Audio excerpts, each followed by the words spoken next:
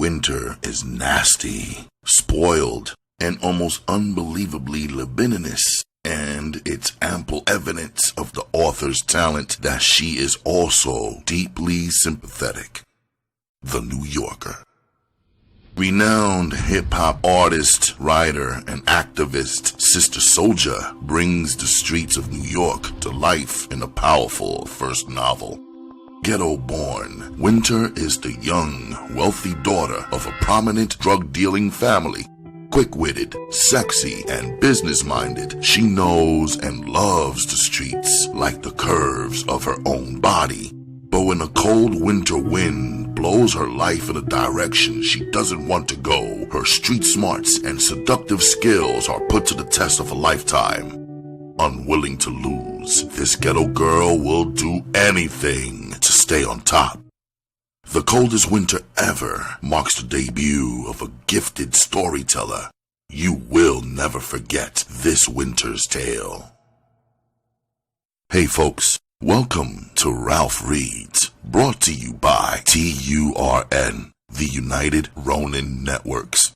My name is Ralph Anthony Garcia, also known as R4.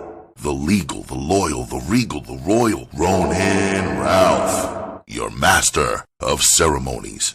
I would like to take this moment to tell you folks thank you for joining me on Ralph Reads, and to please tell a friend to like, share, comment, and subscribe to TURN, the United Ronin Networks.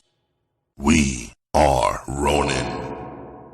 On this edition of Ralph Reads, I proceed to read Sister Souljah's best-selling novel, The Coldest Winter Ever. So let the reading commence.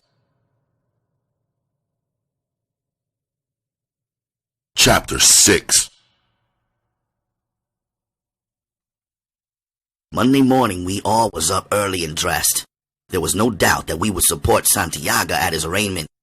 We would show those motherfuckers that family sticks together. My mother put the girls in the back of her car and took the passenger seat.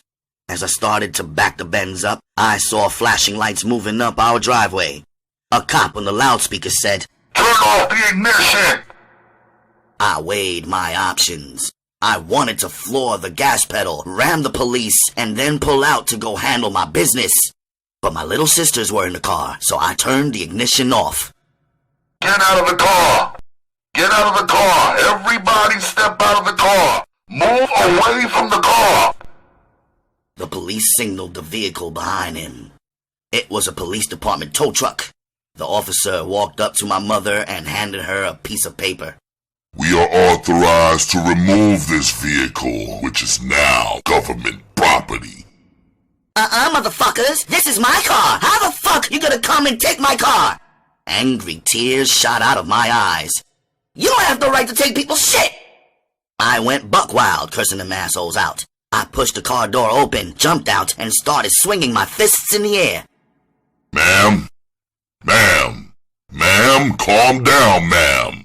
Now listen, here's how it works. We're going to take this car right now, right here, today, this minute.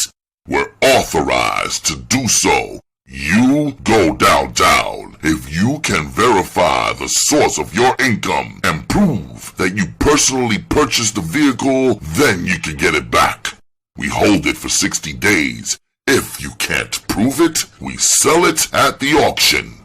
All merchandise purchased with illegal monies by criminal activity are subject to seizure.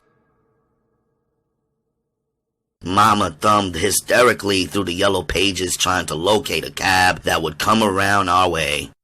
It took an hour to strike a deal with a somewhat local cabbie to drive us into the city. I paid $100 to get into the city. Money was going fast. By the time we got to the court, we had missed Souljah. I called the lawyer's office. His secretary said the lawyer must be on his way back to his office because he was there at the court to represent Souljah earlier today. I hung up the phone without verbally acknowledging her words. I took damn near all day just to get back to our house on public transportation. Then we had to walk 3 miles to get from the train station to our safety house. Tears didn't have no place in this situation. What would Souljah do? I asked myself. He would think, plan, and not panic. All right, it seemed to me that we needed to have one big sale to get rid of all of this shit in this house and get some money. I never liked it here anyway. We could move back to the city and get an apartment or something. I started pacing around the house, randomly pricing things in my head. Who will we sell this stuff to? We didn't know nobody around here. We would straight up have to put an ad in the papers, hang up garage sale signs and directions to our house. Let these folk come pick over it and pay way less than they would normally pay in the store. I found Mama in her room. She had busted open a new pack of cigarettes and was going at it. What do you think about a sale? I asked her.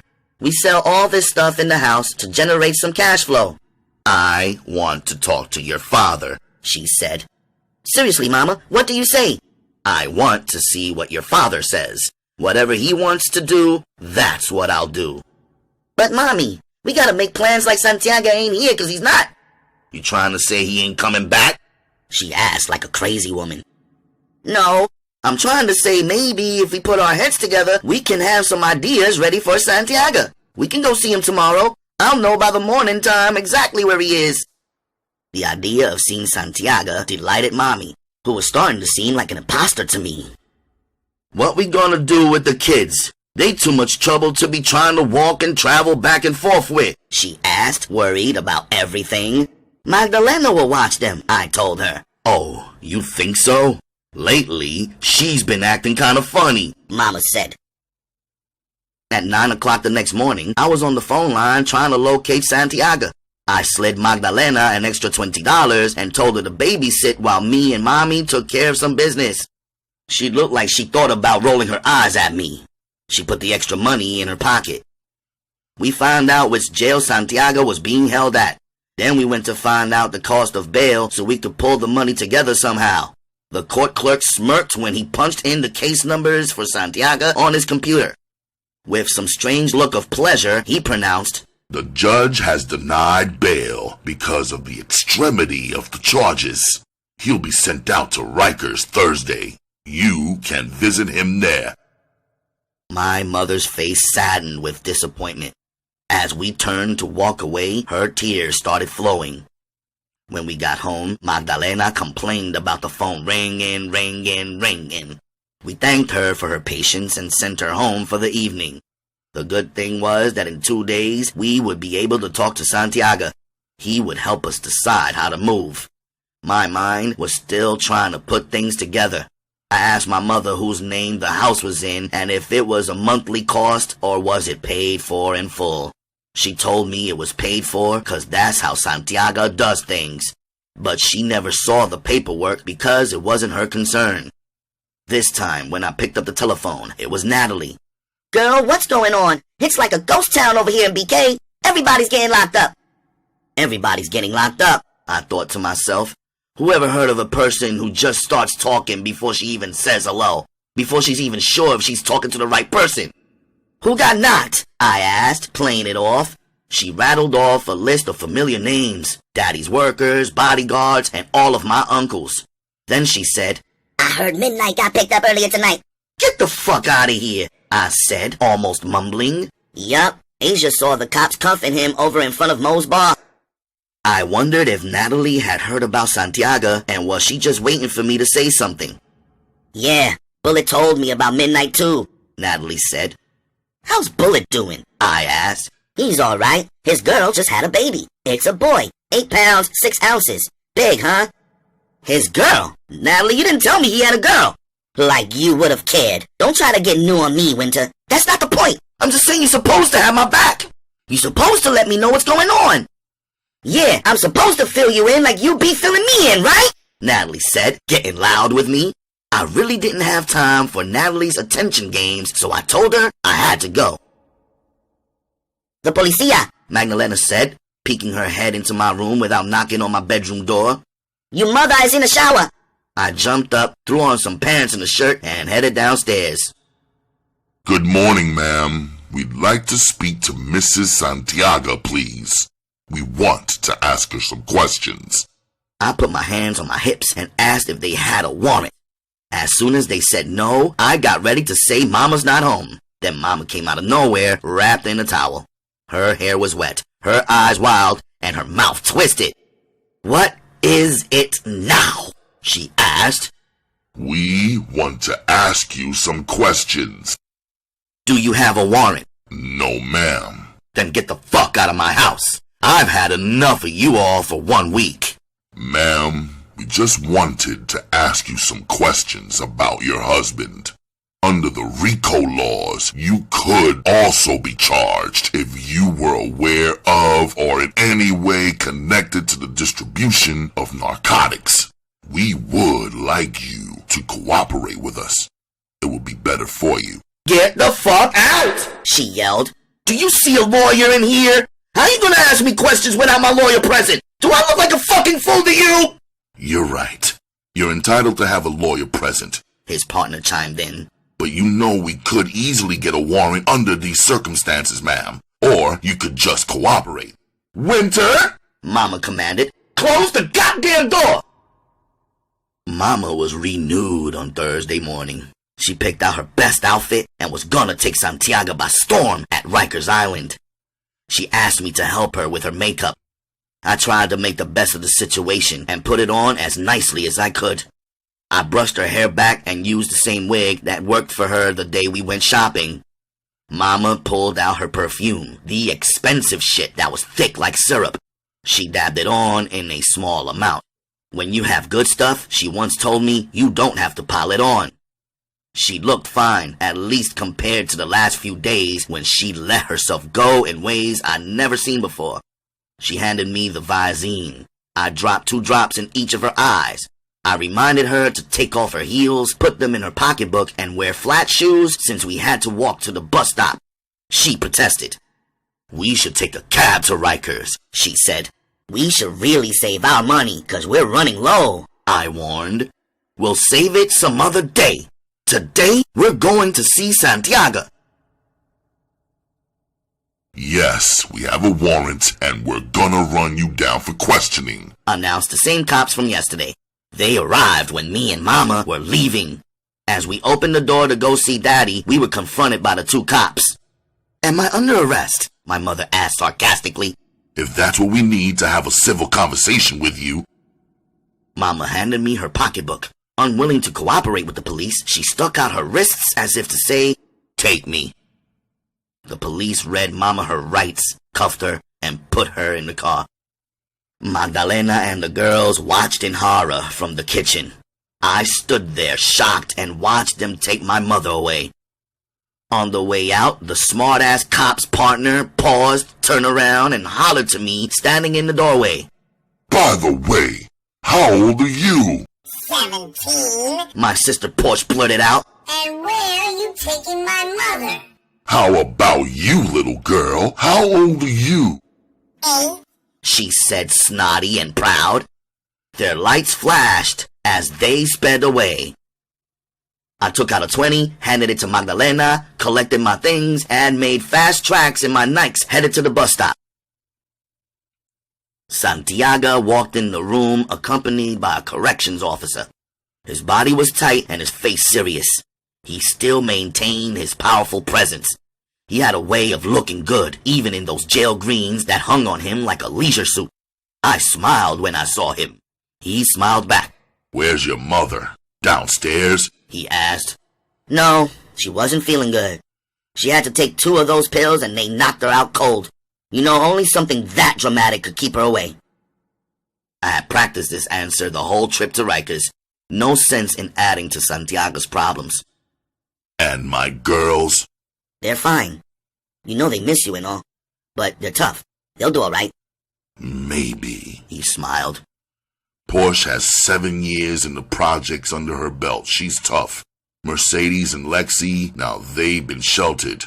They straight up suburban kids." I laughed but wanted to hurry on to the business. Daddy, tomorrow I'm gonna see your lawyer. I'm gonna find out everything. What do you need me to tell him? "I've been talking to him on the phone every chance I get. He'll want to talk money. He don't have to worry about that, though. I got money." Daddy, they raided the safe at the house. They took 150 grand. He held his hand up to keep me from talking. Just get a hold of Midnight. He got $50 of mine. I was sure this was a code for $50,000. He'll take care of everything. Just let him know I said it's that time. Daddy, someone said Midnight got picked up too. I don't know if it's true, but that's what I heard. Daddy's eyebrows knitted together as if Midnight's arrest was somehow not what he had planned for. After a short pause, he said, He'll be out soon. They got nothing on him. He's clean. I kept him that way. Just chill and wait for him. He'll come through. He always does. Meanwhile, tell Goldstein I said use the key. That'll be a deposit on his fee. Daddy, Uncle Steve got picked up, and Harry, Van, and Ron. I know. I seen all them. Rodriguez, Pizzazz, they all in here. It's like being at home. He smiled. I'm sure more for my benefit than anything. They just trying to shake my niggas up. Scare somebody until they sing. You know what I mean? I'm alright, Winter. Don't worry about me. It's Mama you gotta look after. After that bullet, she's delicate. She doesn't know it, but she is. About the house, Santiago, I think we should sell it, so we'll have some money flow. I like your mind. Tell Goldstein, tell him I said sell it. Winter, you gotta be tough. It's time. Remember everything I taught you. Keep your ears open. Follow the directions I gave you to the letter and just play your hand close to your chest. Play your hand close to your chest. We said that last line together. I heard it so many times. I had never really thought about how important it was, but it was sinking in now. Tell your mother I want to see her 1 week from today on Thursday. Tell her I said pull herself together and get down here on Thursday in her best shit so I can show her off. Magdalena had her stuff packed at the door when I reached home. Her face was serious and fed up. That's it. She rubbed her hands together. Finished. What is it? You want more money? I asked her. I'll give you more money. I was going to pay you on Friday. That's tomorrow. Payday. Hell, I tipped you every day this week. It's naughty money, Miss Winter, but I do need my pay for up until today. Magdalena, I pleaded. Come on, girl. You know I need you. My father's gone. My mother's gone. It's just me and the kids. If you leave me, I won't have anybody to help me with the kids. Magdalena busted out crying. There is no kids. Her words hit me one by one, each word in slow motion. No kids. I lost my composure. The tears burst out. No kids. What the fuck do you mean, Magdalena? I grabbed her, shaking her shoulders uncontrollably. Where are my sisters? What the fuck do you mean no kids, huh? Huh? Huh? The BCW people came and said they were sent by the police. They said they had to take the kids because there was no adult in the house. What the fuck are you talking about, Magdalena? You're an adult. But Miss Winter, I had to tell them I'm not responsible. I had to leave at 7 p.m. this evening. They had the papers from the government. They told them, I'm sorry. I'm so sorry, she cried. Then the horn honked. The signal from her son, who picked her up every night in that raggedy 1970-something car. As she held her hand out to be paid, I yelled, You bitch! You couldn't just cover for me? My voice echoed in the middle of this huge empty house. I ain't giving you shit! I screamed, throwing a vase at her as she rushed out the door. Every step I took around the house sounded like it was magnified by a microphone. I could hear my own heart beating in my chest and in my ears. I started hearing shit I never heard before. Noises and heating systems and water dripping. I was stranded without a ride, without a family member. I was out in the fucking woods. Just then, Sterling, my old sugar daddy, became the most important person in the world. I ran upstairs, pulled my jewelry box out, looked for his number, and I called him. I had to calm down first. The worst thing I could do was make Sterling think I needed him. Then he would try and turn the tables. Sterling, this is me, Winter. It's funny how you just came to mind. I was sitting here by the fire with my panties on, and I thought, damn, I miss Sterling. Do you think you want to see me? 'Cause I definitely want to see you. Winter, he said apologetically. I have company right now. A tear dropped from my eyes. I cleared my throat to bring the strength back into my voice. Who's there with you? He answered with silence. Is she better than me, Sterling? You know how good I can make you feel, and I'm really needing you tonight. Right now, Okay, he said. give me a couple of hours. I'll pick you up at 11. I packed my overnight bag. My money was running low, so I dropped my diamond bracelet, earrings, and necklace in my bag too. If needed, that was as good as money to me. I ran around the house turning on all the lights, TVs, and radios to convince myself I wasn't alone until my ride came. If I fucked Sterling that night, I didn't know it. It didn't matter. My mind was on vacation. Apparently Sterling was so stupid that just my sweet face was enough to make him do whatever I wanted. The next day, I convinced him to let me drop him at work and use his car. I promised to pick him up later that night. The idea of him seeing me 2 nights in a row was enough bait for him. I putt-putted in the lay car back to the house in Long Island, hoping that my mother would be released and I could meet up with her. At some point, she'd figure out she had to cooperate even if all she said was, I don't know, I don't know, I don't know. Then they would release her. Hell, she was completely innocent. I hated to think of her in jail, especially with her being so fragile. Since when does spending your husband's money become a crime? If it were, more than half of all women in the country would be locked down. If she wasn't at the house by the time I got there, I'd swing by the precinct. The way I figured, they'd just try to shake her up, try to get her to give evidence against Santiago, which she would never do. I'd pick up my mom's. Then we would track down the girls. The driveway to my house was blocked off. It wasn't a regular police car, you know, the kind with the siren. It was one of them cars like the DT drives. I pulled to the side of the road. I climbed the winding driveway leading up to our home. Excuse me, officer. This is my house and... The house and all the belongings inside are now the property of the federal government. No one is allowed on the property unless he is an agent of the federal government. Who are you? The FBI, He said with authority and puffed out his chest. Explain this to me, I said carefully. How is it that you people can take people's property, steal their house, and not even allow a woman to get her clothes out of her baby sister's bottles? I was going for sympathy. I had no wins running up against the Glock. In America, miss, all material items purchased with illegal money made from illegal actions and transactions are subject to seizure. Now, if you want something in there, all you gotta do is bring some pay stubs from your job and prove you have a legitimate occupation. If those items inside the house are within the boundary of your earnings and you can prove it to the judge, you can get them back. You can pick up the necessary paperwork from the precinct or have your lawyer call us up and we'll send it to him.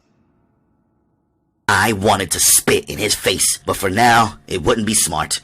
The only thing to do now was go straight to Santiago's lawyer. Otherwise, all these cocksuckers would give me this official talk and send me away empty-handed. I would get the lawyer involved on my mother's behalf as well. As the late car maxed out at 60 miles per hour, my mind calculated the value of everything in my bedroom. Jewelry, clothes, shoes, electronics, TV, etc. Hats off to the motherfucking police, I thought to myself. They had the best hustle in town. They were the real criminals. Goldstein's office was plush. The chairs were buttery leather, the walls walnut. The windows looked out onto the outlines of the city. I wasn't surprised. It was my father's style to be affiliated with the big timers. I sat down in the big chair. It was reserved for clients and positioned directly in front of the attorney's chair. I kept thinking that this chair was the hot seat. It got you all impressed. Then, just as you started to feel all comfortable, the lawyer would demand a minimum of 10 grand just to peek at your case. So you are Santiago's daughter. Beautiful, just beautiful. He smiled like a gentleman. Where's your mother? I thought I told you to bring your mother. She's locked up. His left eyebrow raised up. He reached to his desk and grabbed one of those legal pads and listened to my whole story. He didn't interrupt me once. Only the lines on his forehead answered. Every now and then, he'd scribble on the pad. Well now, you got about 15 different matters here. Your father, that's 1. Your mother, that's 2. Your sisters, that's 3. You want me to look into the matter of your house, that's 4. The cars, that's 5. It's going to take a lot of manpower to get this job done. I could feel him setting me up for the kill, fattening me up like a pig before the slaughter. He just wanted the bacon. Right. Santiago says use the key. He repeated my message from Santiago to himself. Then he muttered something like power of attorney. He found the paper he was looking for in the file. He smiled, told me he'd get to work on all these matters. He would use the key and let me know what else was needed. He asked for my phone number and address. Have you been listening? I have no address. I'll be drifting. I'll call you. By the way, he said as I was stepping out of the door. How old are you? 17. Why? Because my best bet is that the Bureau of Child Welfare will be looking to pick you up as well. I can take care of myself. Yes, but according to the law, the state is your temporary guardian until you turn 18 years old. You are a minor. Not to worry, he said, smiling again. We'll just need to get a hold of your mother to get around this mess. My office will be the meeting point. When I get your mother, I'll bring her here, or at least you can check in periodically with one of my secretaries and they will be able to tell you where to meet her.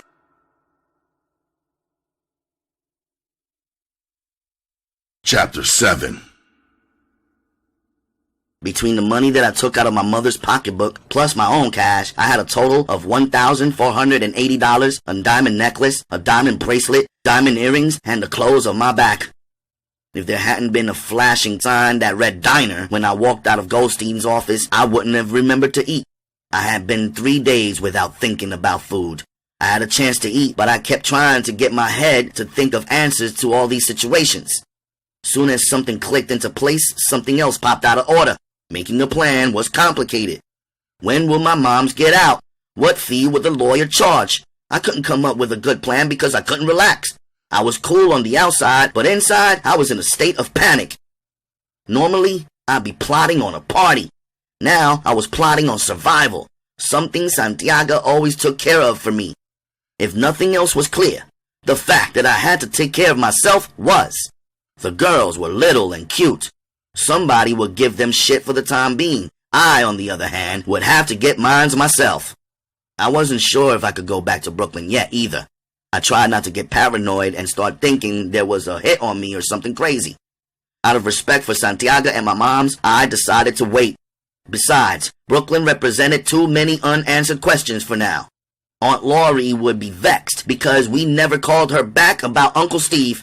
By now, she would have found out Santiago got knocked too. Everybody will be expecting our family to roll out the dough, bankroll everybody's situation like normal. We were no longer in the position to get down like that cause money had to go toward our own problems, especially Santiago's case. I wasn't about to put myself in the position of having to borrow shit from them either.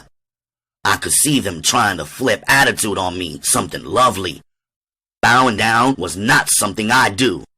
I knew I could always chill at Natalie's. Her moms wouldn't give a damn and probably wouldn't even know I was there. But the shit Natalie pulled with Bullet had me looking at her like she couldn't be trusted. Realistically, Natalie was a lifeline. She had information. What I could do, I decided, was play her. Get to know what I needed to know, tell her as little as possible, and even throw her a curveball now and then. I definitely wasn't gonna give her the pleasure of feeling like now me and her was on the same level. I would focus on the Lucci, the cash, the loot, and just how I was going to make it. I picked over my cheeseburger deluxe for an hour and a half before I came up with a plan. The impatient waitress tried to clear me out of the diner by exhaling real loud like I was taking up too much space for the amount of money I was spending. The key to getting back on top was midnight. He had $50,000 Santiago told me about. Even though it was Santiago's money and I didn't know how much of it he would need toward legal fees, there would be no harm in me getting my hands on the dough. I was not in jail, so I might as well be useful. The smart thing to do would be to flip the cash, invest it, and double it at least. Then I could deliver the 50 grand to the lawyer and have a nice piece of change to set myself up as well. I will use sterling for as long as possible. At least until I got answers to the big questions about my mom, pop, and sisters. I couldn't see him minding.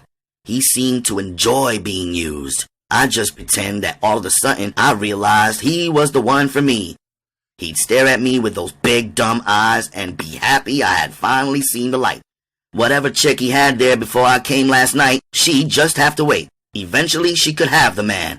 I just wanted the pockets, the apartment, and access to his little putt-putt to handle my business.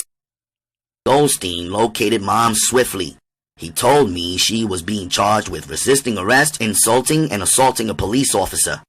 From his estimation, those charges were just a means for them to hold her for questioning about Souljah and his operation. He put in his notification of representation.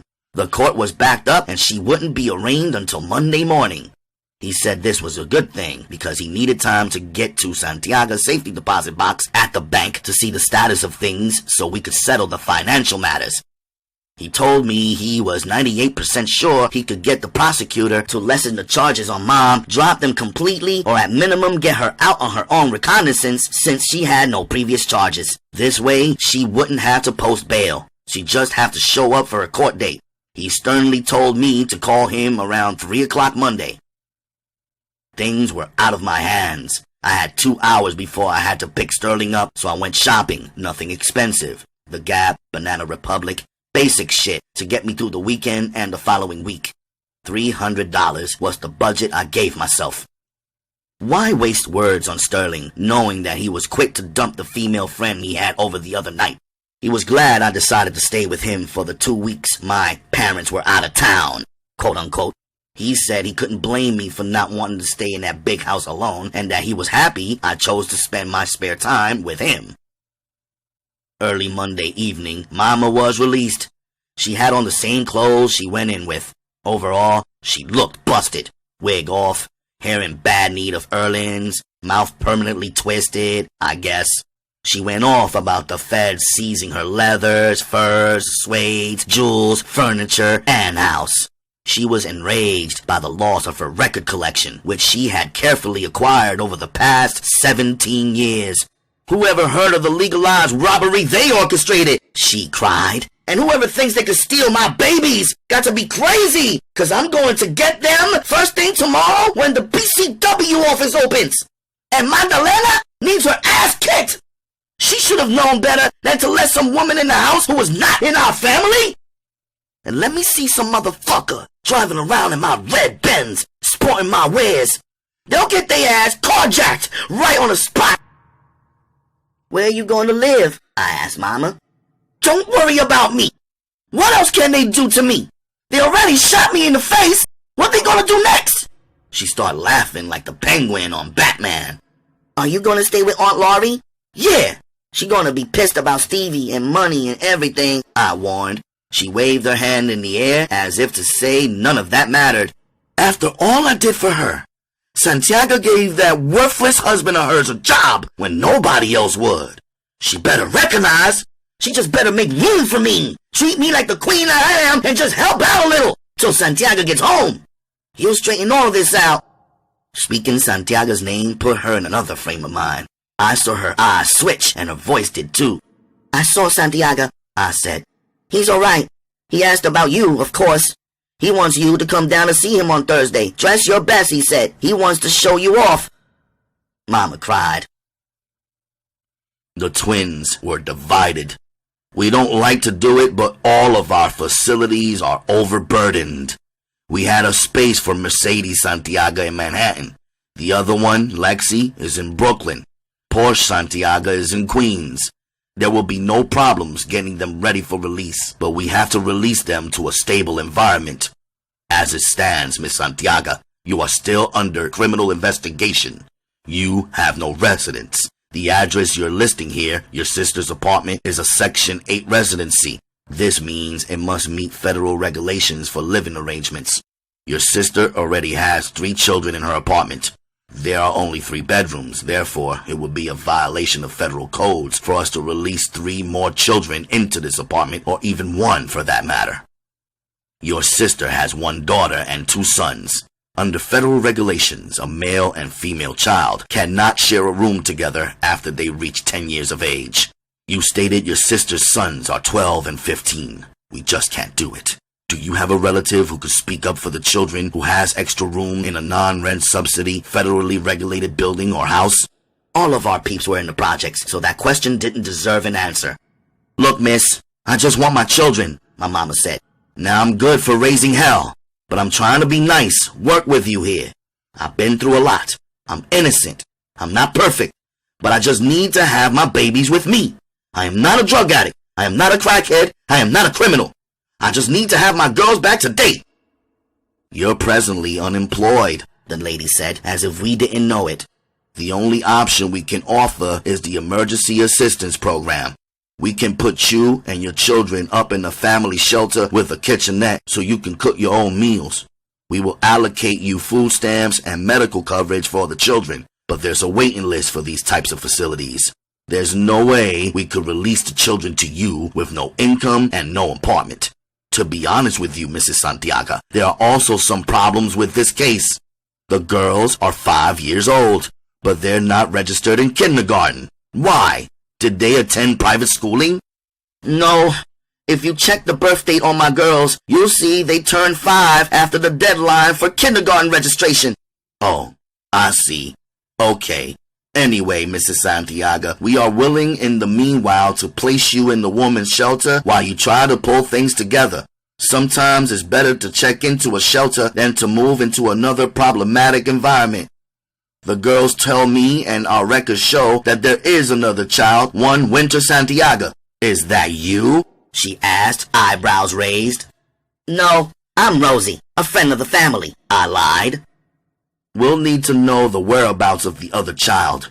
Legally, she is still a minor, and we are responsible for her. We can place her in a group home with lenient rules and regulations since she is an older child.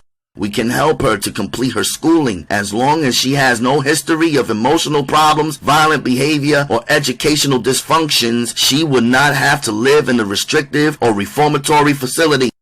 When can you arrange to bring her in or provide us with an address so we can have her picked up? My mother glanced at the big armed security police station in the corner of the room. She looked at me and said, "This is unbelievable." Thinking of the time she spent in jail, she said in a polite yet aggravated voice, "Can I have your business card, miss? I'll give you a call and let you know what I want to do." Give us a call soon. We need to locate Winter. Should I put you on the family shelter waiting list in the meanwhile? My mother lowered her eyes. Yes, but I believe you'll be seeing me in court very soon. I need to get my girls back right away. In Goldstein's office, my mother went off. Goldstein had the confidence of a well-paid elderly gentleman. He let her rattle on and remain courteous. Let's separate the matters, he said calmly. First of all, we're operating with a nut of $50,000. This is what I retrieved from Santiago's safety deposit box. The real money is in his bank accounts, but his bank accounts are all frozen. His business records have all been seized. None of that money will be accessible until after the case is closed. Depending upon the way things unfold, that may never be attainable. Given these circumstances, that's a small nut.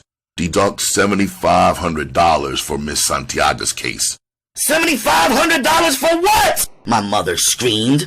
For getting all of the charges against you dismissed, Mrs. Santiago. That wasn't easy. I had to really lean on that prosecutor in Long Island. You could be doing 6 months to a year and a half right now. I'd say your freedom is well worth your money. Wouldn't you agree? But I didn't resist arrest. I didn't assault no officer. How could I have assaulted them when I was already handcuffed? Be that as it may, I took care of everything. My fee is $7,500. The case for your children will require a retainer of $3,000. That's a discount. Family court is a messy matter. It's time-consuming. If the matter drags out, then you'll receive my bill with the additional particulars. As far as Mr. Santiago is concerned, I'll need a retainer of $50,000 just to get involved. This is a big, big case. He's looking at years on top of years and possibly even life. A lot will depend on whether these cases get separated or not. There are several co-defendants. Some of these cases can drag on and on. It's a little early to discuss, however. If we go into appeals, we're looking at another major set of expenses. You need to be prepared for that. It all depends on how far Souljah wants to take it. So what exactly is my father being charged with? I interrupted. The lawyer surrendered one of the folders in Souljah's file. There were 10 sheets of green papers issued by the courts. The answer to my question. What is he charged with? Everything. You name it. Souljah is being accused of it. Conspiracy, murder, weapons, money laundering, tax evasion. It was ridiculous to me. People don't understand Souljah's world. It's business. Nobody kept the drug dealer's business in check but the dealer himself and the team he set up. There has to be punishment for those within the team who test too much and step out of line. There has to be punishment for outsiders who attack the business. Violations have to be responded to. Otherwise, the business doesn't flow correctly and people try to take advantage. They shouldn't be able to barge into our business and force their rules on us. Not when Souljah knew his workers better than anybody from the outside. Everybody in this game understood what he was dealing with. Nobody forced them into this business. They understood the risks. Besides, the drug dealers helped America to be rich. If it wasn't for us, who would buy the fly cars, butter leathers, and the jewelry? We put so much money into circulation, more than them little nickel and dime paying taxpayers. We employed half the men in the ghetto. Nobody else gave them jobs, so why be a player hater? It was $60,500 that had to go to the lawyer up front.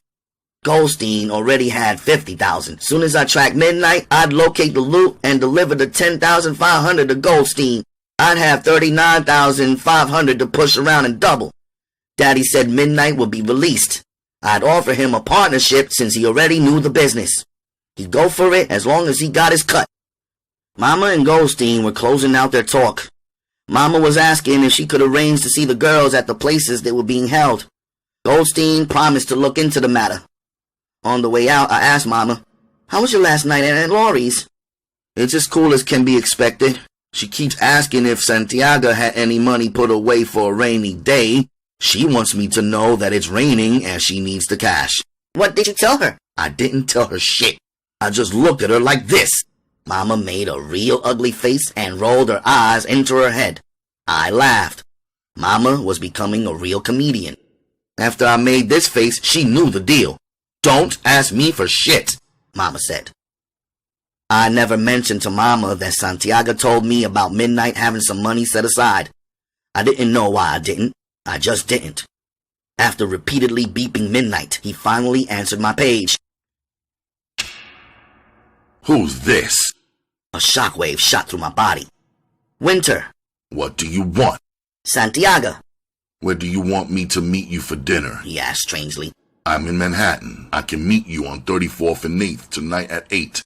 We can go any place you want from there." When I hung up, I began piecing together a cute little story to tell Sterling so he wouldn't have a fit about me going out tonight without him. Then I picked up a new skirt suit to rock for dinner. The cold air stung my face. The wind was whipping the pleats of my wool miniskirt, offering a free peep show to anybody who was looking. I was feeling a little more relaxed in the new suit, though. I knew my money was real tight, but this suit was an investment. If I can walk Midnight into my corner, we could regroup, create a new hustle, and land on our feet like cats. Whatever Midnight decided to do would affect my father and even my own life. But I wasn't about to give him the impression that I was desperate. I wasn't stupid enough to go and try to get my hustle on without the input of a real player. Midnight knew the ins and outs. Plus, he knew my father was loyal to him and could duplicate his style of running things. In fact, Souljah could somehow counsel him from the inside. Souljah had stayed on top for so long that Midnight, in the few years of working for him, had to have learned the secrets to his business. I knew at first me and him would have to squash any beef we had in the past, even though I never understood what the problem was anyway. He acted like me wanting to get with him was a crime. As serious as things were now, I was sure he would see that me and him gotta work together, otherwise some lowlives were gonna be happy to watch us sink down to their level. I promised myself not to piss him off. I was gonna stick to business. Don't talk business over the phone. Midnight had rolled up to the curb and dashed open the window. He didn't even get out the car. He didn't even say hello, peace, or what's up. You called about the money, right? Well, I'll have it for you Monday morning. When do you want me to drop it? I thought we was going for dinner, I said nicely, bugging out on the way he was treating me. That was just something to say to keep you from running your mouth on the phone. There's a lot of brothers in jail today because they or some silly girlfriend didn't know how to shut the fuck up over the phone. I knew what you wanted. I'll take care of it. Meet me Monday at 1:30 p.m. on the pier outside of Louis' restaurant at the South Street Seaport. He pressed the button and the window closed tight. As his wheels started to roll, I kicked his car with my foot. Wait a minute. Wait a fucking minute. Who the fuck do you think you are? He hit the brakes, reversed, and the passenger window rolled down. Are you fucking crazy? The last thing you want to do is make a scene. Well, I'm gonna make a movie if you don't show me some respect. Respect? He laughed. What you know about that? I saw your naked ass on that videotape sipping champagne with Bullet. Who'd have ever known that Santiago's daughter was sipping bubbly with a nigga who's a worker for the other side? While your daddy was being raided by the feds, you were having drinks butt naked with the enemy. His words pierced me like knives. I was tongue-tied. I had been part of a setup. My mind tried to reject any blame. I would never do anything to hurt Papa. My chest was heated up. My mouth cranked up and said whatever came to mind. Yeah, I was with Bullet. So what? You got a problem with that? I spent the night in jail behind your stupid shit. That's right. Slick Kid brought the video to Big Mo's to celebrate how much of a fool some small-timer like him made of Santiago's daughter. He showed the video on the bar TV at Mo's, our spot, where we used to run shit. I'm chilling in the back room doing what I'm supposed to be doing when Mo comes to the back to tell me what's going on. I come out to the bar area, blowing my cover. Here, I'm the only nigga on the team who ain't got pinched by the feds. They ain't got nothing on me, but I gotta sit in the pen for 2 nights for beating the shit out of a little broke-ass nigga cause you a stupid bitch! Back the fuck up off my ride! I'm bringing your money on Monday. He pulled off. Furious wasn't enough to describe the intensity of my feeling. Below the anger, my thoughts played dodgeball. I ran to the nearest telephone and gave Natalie a call. She picked up. Her usually bold voice was quieted by sleepiness.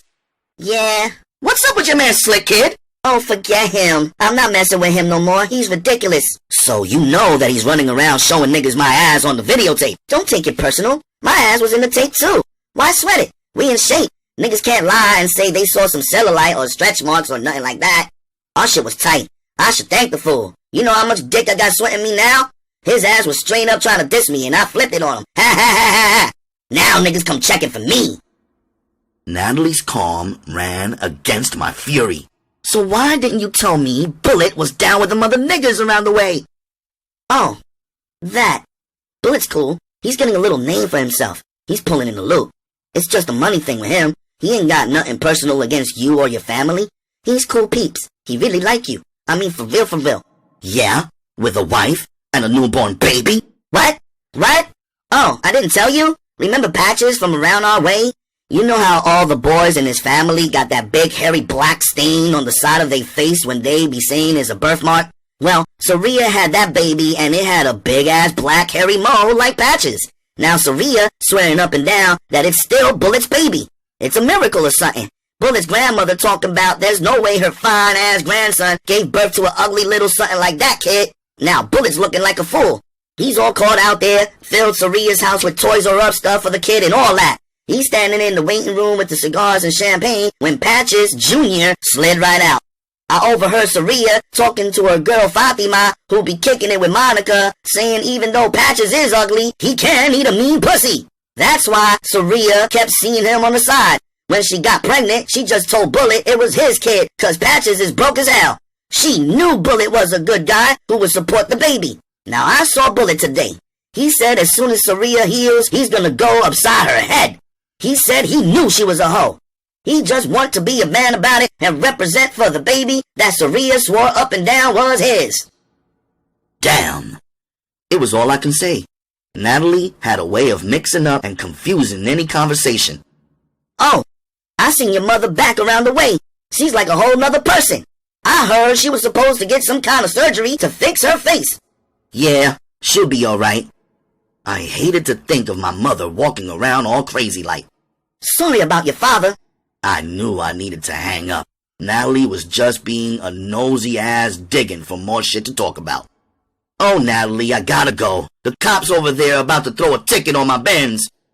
I slammed down the phone. A winter white outfit was gonna make me feel alright. The color white for me was like a new beginning. I was standing outside of Bloomingdale's at 10 a.m. Monday morning when the doors opened up. My meeting with Midnight would happen in a couple of hours. I hoped that time might have cooled Midnight down, making him more reasonable and receptive towards my business deal. My mom's was definitely right. There had to be some love in Midnight's heart for me. He fought Slick Kid for me. What other reason would he have had to beat Slick's ass? He went to jail for me, defending my name. My Nicole Miller dress was not that expensive. It was the shoes and the bag that sent the bill soaring. I took a chance at the new hair shop. At least it was new to me. Those girls from the Dominican Republic hooked my hair up lovely. It was a silky, long wrap, China-style, blunt cut. At 1 p.m., the South Street Seaport was alive. Glasses were clinking, spoons, knives, and forks in action as the lunch crowd flowed in and out. The restaurant was in the open air. You could feel and smell the breeze coming off the East River. I fit right in with the well-paid executive lunch crowd, sporting my diamond necklace, bracelet, and earrings. When Midnight walked in the room, everything around him seemed to slow down. He had the presence and body of an NBA basketball player. He was so perfectly in control. The hostess led him to his seat and handed menus to both of us. The busboy filled our glasses. I told you to meet me on the pier outside of the restaurant. You have a hard time following directions. I was hungry, so I stepped in. His bad mood was ruining my outlook. We got a problem, he said. We? I said sarcastically. Listen, I don't have time to play games with you. The money is gone. What do you mean the money is gone? That's bullshit! No, that's more than bullshit! That's fucked up! You took the money for yourself! I was gonna share with you! Santiago said you were honest! He is gone for 2 minutes, and look how you do! Midnight had his hands folded in front of him. His jawbone started flickering, and his big, thick lips curled under. If I was a different type of man, I'd break your ass up right here in front of everybody. Now hear this, shorty. Your father was like a father to me. He gave me a break. For 5 years, I never sifted 1 penny from him. I could have easily, because I was close to him. But Santiago paid me well for my services. I got my own loot. He grabbed the bottom of my face tightly, adding, So don't ever use your pretty lips to destroy my reputation. It took me a long time to build it, and believe me, I earned it. Well, what happened then? What happened to my father's money? I asked desperately. May I take your order, please? The waitress asked. Give us a few more minutes, Midnight said. The waitress exhaled and left like we were going to jerk her for a tip or something. You don't need to know what happened. Less is better. But what will I tell Santiago? I'll go and talk to Santiago. Well, what am I supposed to do? I asked. My voice was trembling. I was using all of the strength inside of me not to break down or maybe go crazy and start throwing steak knives around the room. Let me try to work something out. Give me until Friday. I'll try to do something for you. The waitress returned. I'm sorry, she said. This is the lunchtime rush. We need you to order now or... Midnight stood up, placed a $20 bill on the table. We'll be leaving. When I called Mama, she asked for the $700 I had taken from her pocketbook. When I told her I was broke, she started cursing and yelling about needing money to go and see Santiago. Not wanting to give her anything from the last $500 in my pocket, I tried to humor her, but she wasn't going for it. I know how locked in on an idea she can get, so I promised I would go through my belongings at Sterling's mother's house and try to pull together some cash. We can go and see Santiago on Thursday because those were his instructions anyway. Those were his instructions to you. I am not a child. I'll go see my husband anytime I want to, and I say I am going today. You go get that cash together now, and meet me at Goldstein's office at 3. I hopped on the train and jetted back to Sterling's house. I had to take off my dress and switch my bag before I met Mama, or else she'd be pissed that I spent her money on clothes. I took the tags and clothing receipts out of my white pocketbook and laid them to the side just in case I needed to return everything to get some extra cash. The idea was painful to me because I couldn't see anybody wearing that dress as good as me. When I arrived at Goldstein's, my mother was wearing a dress that I had seen Aunt Laurie wear more than a few times. She had a long blonde wig that also belonged to Laurie, but didn't match my mom's face at all. She put it on to cover the left side of her face. It didn't cover her scar, but the fashion trade-off was just not worth it. I gave her a kiss, and she immediately turned and asked, "Did you get the money?" "Yes, Mama. I have enough for both of us to go see Santiago, eat some dinner, and for you to get back to Brooklyn." "Good. Let's go." Don't you have to see Goldstein? "I already saw that crazy man. He's talking about I can go and see Porsche tomorrow, but it will be a supervised visit. We can't leave the facility with her. These people trying to treat me like I did something wrong, like I'm some type of child molester or pervert or something." They processed us at the jail, checked identification, made us take our shoes off, and laughed at the hole in Mama's stocking right at the big toe. They patted us down, frisked us, and escorted us to a bus that took us to the prison wing room. We signed in the big book, learned our father's prison number, we were told never to forget it, and we sat. The room was filled with all kinds of women, all ages, and some children, mostly all dressed in what would be their best, with about 50 different perfumes, deodorants, and colognes hogging up the air. The carefully stationed guards stood in each corner doing nothing except making sure we did nothing. There was one big-mouth guard coming in from the corridor that led to where the prisoners are. He would come into the room yelling the last name of the prisoner, escort the visitor to the back, and signal when your time was up. When he finally came in and called out Santiago, my mother got up. So did this young Puerto Rican woman holding a baby boy. My mother went to the guard and asked, "Are you calling for Ricky Santiago?" The officer replied, "Yes, ma'am." But both women kept approaching. I was seated in the chair waiting for Mama to see him. Then I would be next. I checked out the mix-up. The Puerto Rican girl, I guess, was about 22 years old. She had long jet black hair down to her ass. She was sporting a Donna Karan pantsuit, something to mention because that was the expensive line. Most people could only afford the DKNY line. She had a big diamond ring on the unmarried finger. Her son had on baby Jordans, a guest jumper with a matching hat. He had a gold identification bracelet on his little wrist. The officer held up his hand and said, "Sorry, ladies, there's only one visitor at a time. Now who's gonna be first?" I thought to myself, "That's how my son's gonna look, dipped and paid." My mother said, "I don't know which one of us you're talking to. I'm here to see my husband, Ricky Santiago." The Puerto Rican girl was proud but reserved. She said, "It's okay, officer. I'll wait." My mother blew up, jumped in the girl's face and said, "What do you mean you'll wait? I'm here to see Ricky Santiago. Who are you here to see?" "No, it's okay," the lady said, waving her hand so my mother would go away. "What do you mean it's okay?" My mother's face was angry and her twisted mouth was going nonstop. "Who are you going to see? Are you trying to say you're here to see my husband?" The lady stood there, blank-faced, and did not answer. "I said, who are you here to see?" my mother yelled. The guard jumped in between the two. "Ma'am, it really doesn't matter. The lady said she'll wait, so you come along with me and leave her alone." The guard grabbed my mother's arm firmly and led her down the corridor for her visit with Santiago. My investigation started the minute I could no longer see my mother. I went to the sign-up book, telling the officer I wanted to make sure I put down the right number for my father. I checked the number me and my mother wrote and ran my finger down the row of numbers until I saw Santiago's number written again.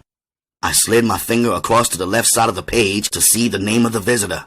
It read, Dulce Tristamente. I approached Miss Dulce slowly, sat in the chair by her and said, So are you here to see Ricky Santiago? She looked into my face nervously and said, No. But then I saw the baby bracelet. In big block letters, it was engraved, Ricky Santiago Jr. You lying bitch! You are here to see my father! You fucking whore! Don't you come here looking down on my mother like you better than somebody? Look, I didn't say anything to you, so back the fuck off me! Sweet little Dulce's 5'2" petite frame turned into a roaring fire. The kind most of the Puerto Rican girls I know have. If she wanted to fight, I was down for that. What I wasn't gonna do was let her post up and act all cute and snotty like she had one up and over on me. We can take this right outside, I said, threatening her. No, we can do this right here, she said, handing her son to an elderly woman seated next to her. What you gonna do? Come on! The guard from the right corner threw himself in between me and her. He smiled and said, Ladies, this is a jail. What are you gonna do, kill each other over some bum behind bars? Then Dulce and I both started screaming on him. His response was, I'm gonna put both of you out if you don't shut the fuck up. Now you go sit on that side, he said, pointing, and you on the other side. Me and her exchanged stares. I wanted her to know I would catch her again, and next time I would have my razor. When I looked at that baby seated on her lap with the jet black curly hair, those big brown eyes, those clothes, and especially that bracelet, I knew it was my father's son. I wondered how much money Dulce got away with. I bet nobody raided her house. She probably got all kinds of jewels and cash stashed away.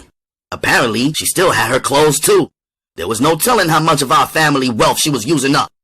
I became enraged at the idea that he was taking better care of this little bastard than he was of me, his firstborn. Here I was scheming on survival when she was living a life of luxury. Why? Only because she gave Santiago the son he always wanted.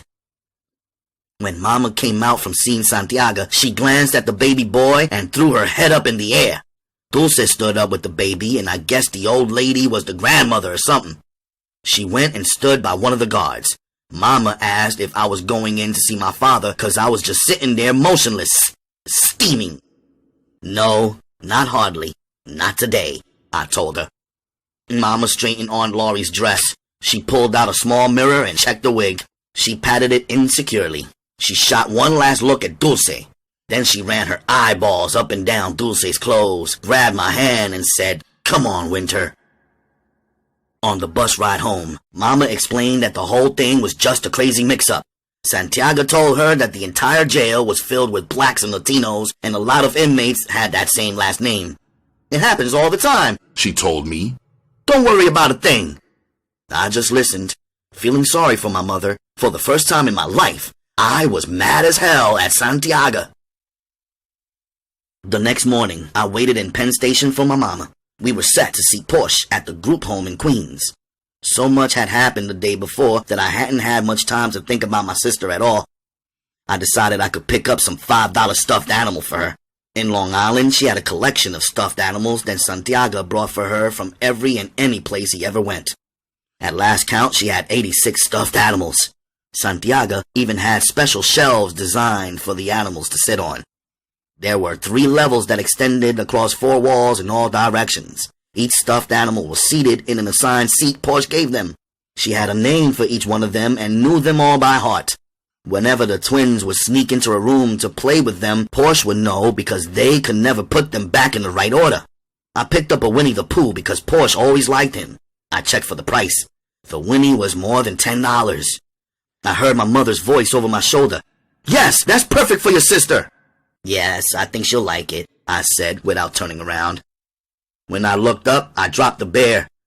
Mama was completely bald. Her entire head was shaven clean. She had on a leather miniskirt from Aunt Laurie's tasteless wardrobe. Her top was a white learner's type of cheap collection blouse, imitation silk. On her feet were the unforgivable Payless buy one get one free $10 shoes. Ma, what? Oh my God, what did you do? Don't make a big deal out of nothing, she said, playfully slapping my arm. I just decided that this is who I am. You like it? She stood in the middle of the store with her hands thrown up in the air like she was some type of fashion model. Actually, Winter, these shortcuts are in style right now. Get up on it. Come on before we miss the train. Grab the other Winnie over there. That one's all dirty. She picked it up and placed it back on the closet shelf. On the train ride to Queens, Mama told me how I should move back to Brooklyn. Aunt B, her other sister, said I could stay with her, share a room with Bianca, my cousin. For the first time in my life, the idea of going to Brooklyn struck me as the last thing that I wanted to do. Porsche came out with an attitude. She had her arms folded across her chest like a grown woman. She rolled her eyes. What is wrong with your head, Mama? Did they do that to you in jail? Did the police shave your head like that? Baby, this is a high fashion decision straight off the pages of Vogue. Y'all are just late with the styles. Don't worry, y'all will catch up. So why am I locked up in here and Winter is out there with you, Mama? Mama popped her eyeballs out at the supervisor who was there to monitor our visit as if to say, mind your own business. What y'all looking at? Intimidated by the bald-headed twisted mouth Mama, the supervisor turned her head away slightly. First of all, Mama whispered, leaning over to Porsche, this is not Winter, this is Rosie. Porsche's eyes widened. What? She asked. Mama placed her 4 fingers over Porsche's mouth and winked while she whispered, shh, do you want them to take your sister away too? Just play along, call her Rosie. The supervisor cleared her throat. Excuse me, Miss Santiago, please don't do that. My mother stood up, put her hand on her hip. All of you think you can boss me around. This is my baby, and I am talking to her right now. How they treating you, baby? The food sucks. There's no cable, no Sega Genesis. They won't give me the clothes I asked for out of the closet in my room at home. They won't give me my stuffed animals. Their beds are too small. My counselor's breath stinks. And I'm bored to death. When can I come home with you? My mother clutched Porsche's shoulders. Don't worry, baby. Mama's coming to get you. What about Lexi and Mercedes? Will the twins come home with us too? Oh yeah, Mama said, but I know she was feeding Porsche a dream. Everybody will be there, and we're gonna have a big party. Mommy and Daddy and Winter, Lexi, Mercedes, and Porsche. One big happy family. We'll even have Big Bird, Ernie, and Bert. Porsche flagged her hand at Mama. I don't even watch them anymore. By the end of our visit, the supervisor had to drag Porsche out of the room, kicking, biting, screaming, and crying. She wanted to leave with us. Mama jumped the supervisor and fought too. I jumped in 'cause that's the way it goes. We were thrown out when extra security arrived. The supervisor was all torn up. On the train, I tried to talk to Mama. I wanted to understand what was going on with her. She just seemed different to me. For the first time in my life, I was even a little embarrassed by her. I caught myself on the train trying to look like I was alone with no connection to the bald-headed weirdo in the next seat. I would stare straight ahead, then turn my legs slightly in the opposite direction so people wouldn't think we were sitting together. Mama kept talking to me anyway, making it clear that we were together. Seriously, Mama, why did you cut off your hair? She started to make jokes and I grabbed her arm. No, seriously, why did you cut off your hair? I was just mad. Mad at who? Well, it started with Aunt Laurie. She knew I had been wearing the blonde wig because it worked for me. She come talking about she wants to use the blonde wig because it goes with her tiger dress and she's going out to the bar tonight. Now she knows I don't have the money to go to Erlin's right now, and I damn sure not about to ask Erlin for no favors. I figured your aunt was trying to be cute by taking the wig away from me. Now she knows I'm not the type to go borrowing things in the first place, so I said I'll fix her. I'll never ask her for no more of her wigs. I'll just cut all my hair off. But now everybody can see your scar and where they operated on you and everything. That's right, she said, smiling. But why? I asked. Well, when I was in the mirror at first trying to style my own hair, I realized I wasn't gonna get no money for plastic surgery. I might as well be proud. You can't get no respect in Brooklyn being all down on yourself. I was sitting in the living room looking at Aunt Laurie's old record albums. I saw that live hoe Grace Jones. It clicked in my mind. It's a sign. I ran in the bathroom and just cut it all off. Now I'm gonna rock it just like Grace. She don't care what nobody says, and neither do I. For the rest of the ride, we sat in silence. It was clear that I was going to have to take my Nicole Miller dress back to the store. I just couldn't spend my last $450 on a new outfit.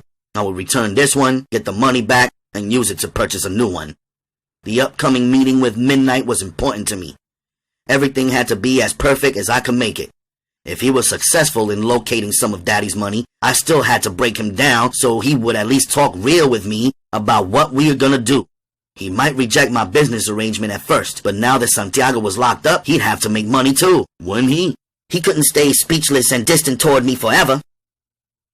I was so jumpy about our meeting the next night that Sterling kept asking, "What's up? What's wrong? What's the matter? It's like you're not even here or something." I smiled sweetly, thinking to myself, Hey, idiot! I haven't been here since I got here! I can't believe how dumb Sterling is. He sickened me.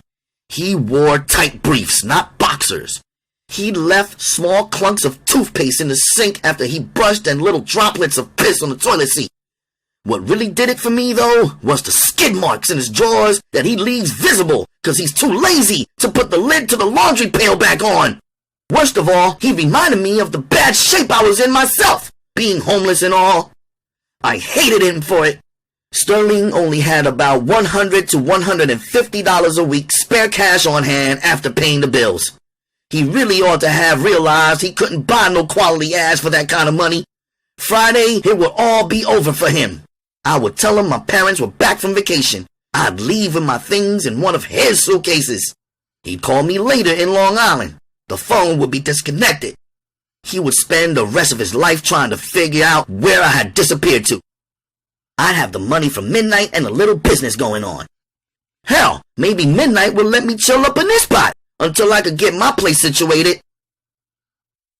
I traded my Nicole Miller outfit easily for a Calvin Klein dress. Things went smooth. There was no sense in the store clerks arguing with a regular customer, even if they could detect that I'd already worn the dress. I had time to get my hair touched up as well as my nails. My hair was swept up into a French bun, and my skin was perfect, smooth and clear. My ears held my diamond studs, and I carefully put on my necklace and bracelet. I tried to speculate on exactly how much money Midnight would come back with. I came up with an A budget and a B budget. The A budget was if he came with something around $50,000. I would bring money to the lawyer for Santiago, even though I was still mad about Dulce. It would take a couple of $1,000s for an apartment. If I was lucky, I'd find a place big enough so my moms could get my sisters back and we could all chill. The rest of the money would be for me and Midnight's investment. Now, the B budget worked like this. If he came back with $20,000, I'd pay the lawyer $10, invest $7, and keep $3 for myself. When our investment paid off, then I would worry about everything and everybody else. At 59th and 8th, I sat outside of the Central Park statue and waited for Midnight to arrive. When I spotted his freshly washed black Acura with the gleaming rims around the circle, my heart jumped. He pulled up to the curb. "Get in." "How you doing, Midnight?" I asked, really sultry and cool. I was gonna be more womanly and in control, I told myself. "I'm cool." He said with a little emotion. "Well, what did you come up with?" "Yeah, we could check out that museum. It's only a few blocks over." "What?" I asked as I knitted my eyebrows together. He raised his hand to cut the conversation short. I was wondering what was going down. I sat quietly. Glancing to the left into the back seat, I caught the glimpse of a suitcase strap. My body filled with panic when I saw Midnight's bags packed. So many different thoughts filled my head. The first one was treachery. Midnight had all the money, all of it, I thought. All the money Santiago had, he had. Now he was gonna break me off a little piece, pretend the rest had been stolen, and fly to Colombia or something to hide out. Midnight must have been down with the other team all along. He sold Daddy out, and that's why he was the only one who didn't get locked up. Now he was dipping out on not only Santiago, but the other guys too. He had a plan so sweet that he ended up with all their cash and both of the other teams got jerked. When I turned sideways and looked at him, I thought he looked so sincere. A new thought came. He was gonna show me the money, all of it in a yellow business-type envelope. No, a briefcase. A black briefcase. Then he was gonna say that he and I should go away for a while to regroup, organize ourselves, make some more dough, beg money. He would send the money to the lawyer for Souljah and give some to Mama, then we would leave. But then, why didn't he tell me last time I saw him pick up my bags? Get out and wait on those steps, Midnight said, interrupting my thoughts. Where you going? I was worried. I'm gonna pull the car around there where I can park. What's up with the museum? I questioned him after he parked the car. We're not going in there. So why did we come here then? Come on. We'll sit down right over there. He pointed to a table with benches. When I got over there, I noticed nasty blotches of bird shit splattered around. Let's sit over there, I said, directing him to another table with an umbrella surrounding it. Midnight grabbed my arm tight. I said, sit down here. A little bird shit ain't gonna hurt you. I gotta be able to see my car. I grabbed a little leftover newspaper off the round table to cover the shit on the bench. It took everything I had not to show how aggravated I was. With slight attitude, I asked, So what's up? I don't talk in my car, Midnight whispered. You never know who's listening in. I laughed. Either he had lost his mind in the last 4 days, or he was just telling a joke. Everything is fun and games for you, Winter, huh? I got serious then, too. I wasn't gonna let him make me feel like a child. So what's all the luggage for? Are you going somewhere? Yeah, I'm leaving. Going where? I was horrified. That's my business. All you need to know is I'm out of here. No, that's not all I need to know, I said, standing up. I need to know what the fuck is up. Souljah said you had his money, and it should be obvious by now that I need to have it. I talked to Souljah. He knows what happened. The money is gone. Even the money he put aside for situations like this is gone. Somebody he trusted double-crossed. The way I see it, he got raided by the street niggas and he got raided by the authorities. The authorities uncovered shit nobody but family should have known. Now niggas is turning state evidence on Souljah. The shit is bad. Real bad. Well, let me ask you something, Midnight. How come you get away smelling like you ain't had shit to do with nothing? How come everybody else is behind bars and you cruising around in your damn Acura like your shit don't stink? Because I'm smart. I figured this day would come and I planned for it. Nothing good lasts too long. I never did no talking to anybody. I never kept no shit in my place. You can't be in this business yapping off at the mouth like a woman. Half the evidence they got on a nigga is niggas telling on themselves over the phone and in their cars. The feds is listening in, clocking niggas, recording shit, straight up snooping. Niggas running around buying too much shit with no reasonable cover to explain where it came from, flashing, making a scene. Stupid shit. But a man can't tell another man what to do. You can't teach a man how to humble himself if he don't want to. Every man gotta do it his way. I did it my way. It worked out for me. That's it. You trying to say you a better man than my father? I asked, tears running down my face. Nah, nothing like that, he said. Your father's a smart man. I learned a lot from him. Sometimes a man as smart as your father can see everything in everybody else, but he can't see himself. Your father was sharp, but sometimes he let women influence him to make moves he knew he shouldn't make. Women? Are you referring to my mother? For the most part, he said in such a cool way, I wanted to kill him. Did Midnight know about Dulce all along? Had he met with Souljah in Dulce's apartment the same way he met with Souljah at my house? What other secrets was he keeping? Women, he said, as though he was an old man. Women are emotional. That's why a man gotta be strong. Now emotional women have a way of pushing for what they want and not thinking about how things gonna end up. Sounds to me you don't even like women. He laughed. I like women, but I like smart women. A smart man never chooses a dumb woman. All she can do is make demands, spend his money, and bring him down.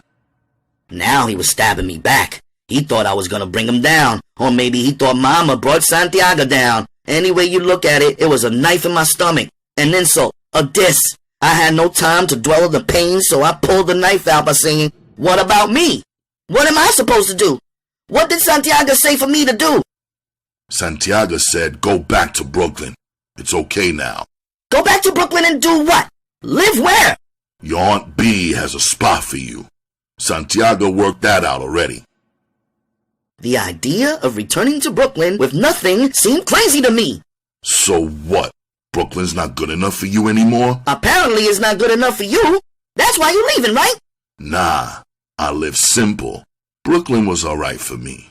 I'm leaving 'cause there's nothing to stay for. The feds would love to catch me slipping or pin some shit on me I didn't even do. They hate to be outsmarted. They ain't got nothing on me. My place was clean. No drugs, no jewels, no money, and they hate it. Rather than sit around waiting for them to cook something up, and them devils will cook something up, I'm out. I'm out like I was never even here. I did time already. The first time was the last time. Anybody try to take me down, we all going out right here on the spot in a hail of gunfire, 'cause I'm never going back to jail. His words were clear. He said them with so much strength, I couldn't even front like he was lying or something. But I still wanted to know about the money. Somehow it just didn't seem right that there was no money left. Where was he getting money from? How was he gonna make money? Where was he gonna stay? How you gonna make your dough where you're going? I'm gonna be straight, shorty. Don't worry about me. I got plans. I'm about to come into something. Listen, He said, pulling a white envelope out of his pocket. this is for you. I looked at it. I knew it had money in it. I exhaled. Don't be stupid, Winter. Learn how to use that head of yours. Otherwise, you'll end up like everybody else. He said some other stuff, but my mind drifted. How much was in that envelope? I wondered what would I use it for first. What steps should I make next? Midnight planted a kiss on my face and snatched away the object of my childhood crush with 2 little words. Take care. Can I come with you? The words dropped out of my mouth before I could stop them from embarrassing me. No. No? Why not? I'm not saying I have to be your girl. I'm just asking if I can roll with you. You might think I'm dumb, but I'm not. I know a lot of shit. I understand.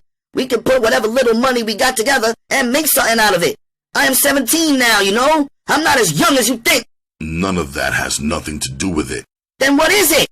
What is it? I asked over and over again. Let me in on the big secret why you never wanted me. Why is the answer always no with you? Let me know why you would leave me in Brooklyn knowing what's happening with my family. Everybody's gonna find out and you just bouncing out like it's cool. I already told you. I gotta do what I gotta do. What happened to your family ain't no secret. Everybody already knows. You hiding from Natalie and all those silly bitches, and they already know. He grabbed the leftover newspapers from the table beside us. He balled them into his fist and pushed them into my face. Can't you read?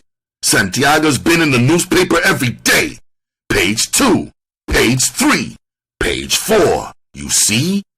That's what I'm talking about. Dumb women. You don't even know what's going on around you.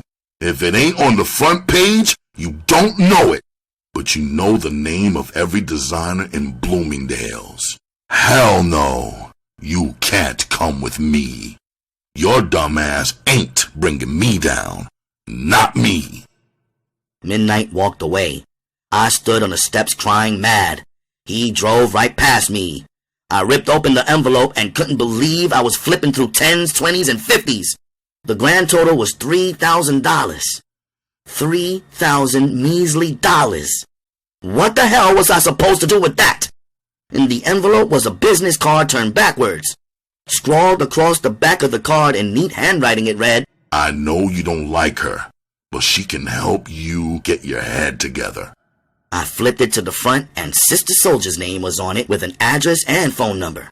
I sucked my teeth and put the envelope in my pocketbook.